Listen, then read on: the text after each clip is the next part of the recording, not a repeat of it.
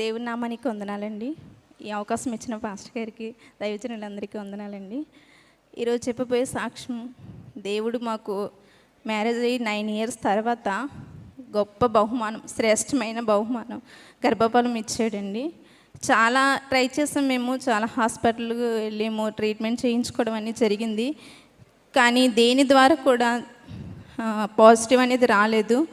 ఒక ఇంజెక్షన్ కానీ టాబ్లెట్ కానీ ఏమీ లేకుండా దేవుడు చాలా మిరాకిల్గా, అసలు నా జీవితంలో నేను ఊహించని రీతిగా చాలా గొప్ప కార్యం చేశాడండి. అసలు పాజిటివ్ వచ్చింది టెస్ట్ చేసుకున్నప్పుడు అంటే అసలు నేను నమ్మలేకపోయాను. హాస్పిటల్కి వెళ్ళి స్కాన్ చేయించుకొని హార్ట్ బీట్ స్టార్ట్ అయింది, ప్రెగ్నెన్సీ కన్ఫర్మ్ అయిందన్న తర్వాతే నేను నమ్మగలిగాను. ఎందుకంటే నేను ఎంత ట్రై చేసినా ఆ పాజిటివ్ అనేది నేను చూడలేకపోయాను. ఇది నిజమా అని నమ్మలేకపోయాను. ఇంత గొప్ప సాక్ష్యం చెప్పుకోవడానికి నాకు ఇచ్చినటువంటి అవకాశాన్ని, దేవుడు ఇచ్చినటువంటి భాగ్యాన్ని బట్టి మీకు వందనాలు దేవునికి. బిఫోర్ లాస్ట్ ఇయర్ ఫాస్టింగ్ ప్రేయర్స్లో ఒక సిస్టర్ సాక్ష్యం చెప్పారు, నాకు గర్భఫలం ఇచ్చాడు దేవుడు, ఆమె ఎంత ట్రై చేసిందో అవన్నీ చెప్పారు. అప్పుడు నేను అనుకున్నాను, తండ్రి నాకు ఎప్పుడు ఇలాంటి అవకాశం ఇస్తావు ప్రభువా, నేను ఎప్పుడు ఇలా చెప్పుకోగలుగుతాను అనేసి ప్రార్థన చేసుకున్నాను. లాస్ట్ ఇయర్ ఫాస్టింగ్ ప్రేయర్స్కి నాకు ప్రెగ్నెన్సీ కన్ఫర్మ్ అయిందండి. అసలు దేవుడు ఎంత గొప్ప కార్యాలు చేశాడు అంటే చాలా విషయాల్లో నాకు ఎంతగానో మేలు చేశాడు. ఈ ఒక్కటి నేను పొందుకోగలనా, ఎప్పుడు ఇస్తాడు దేవుడు అని ఎదురు చూసేదాన్ని.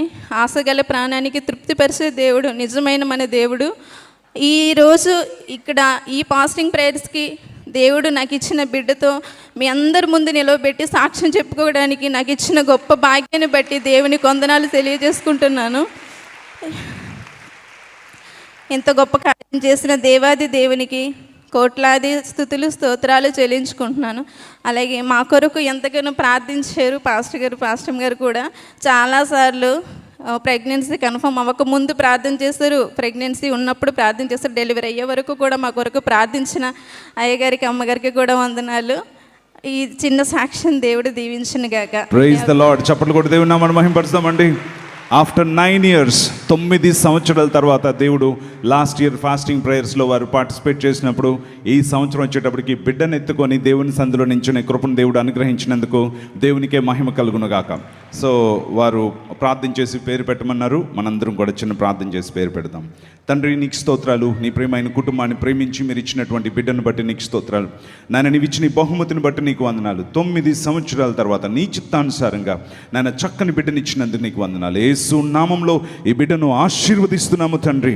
నీకు పుట్టిన వారిని నేను ఆశీర్వదించేదను అన్న వాగ్దానం నెరవేర్చమని అడుగుచున్నాం.